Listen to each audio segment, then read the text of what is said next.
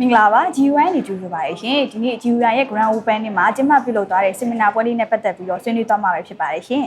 ဟုတ်မင်္ဂလာပါအမမင်္ဂလာပါဟုတ်အမရဲ့နာမည်လေးတစ်ချက်လောက်မိတ်ဆက်ပေးပါအောင်ရှင်ဟုတ်ညီမနာမည်ကတော့ခင်မင်းမြတ်ထွန်းပေါ့နော်ဟုတ်ကဲ့အမပေါ့နော်ဒီ GUI ရဲ့ Seminar လေးကိုပေါ့နော်ဘာကြောင့်လာတက်ဖြစ်တာလဲပေါ့ဟုတ်ဒီကအကိုနဲ့အမပေါ့နော်ဖိတ်ထားလို့ပေါ့အဲ့လိုမျိုးလေးလာပြီးတော့တက်ဖြစ်သွားတာဟုတ်ကဲ့ပါဟုတ်PIM ရောအရင်ကကြားဘူးလားမသိဘူးရှင်ဟုတ်အရင်ကတော့ဒီ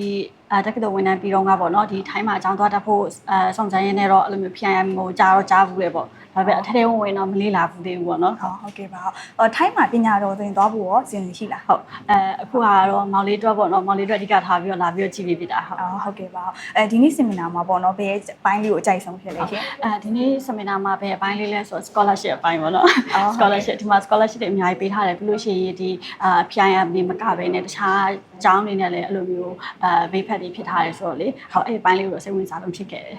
နောက်ထပ်ပေါ့နော်ဒီ PIM University ကိုတက်ချင်တဲ့သူလေးတွေရောဗာလေးတွေများမှာကြားချင်သေးရဲ့ပေါ့ဒီအခုပေါ့နော်ဒီ seminar တက်ပြီးသွားတဲ့နောက်ပိုင်းမှာဆိုလို့ရှိရင်တည်လာတာက PIM ကဆိုရင်ဒီထိုင်းနိုင်ငံ local အတွင်းမှာဆိုလို့ရှိရင် top 1ပေါ့နော်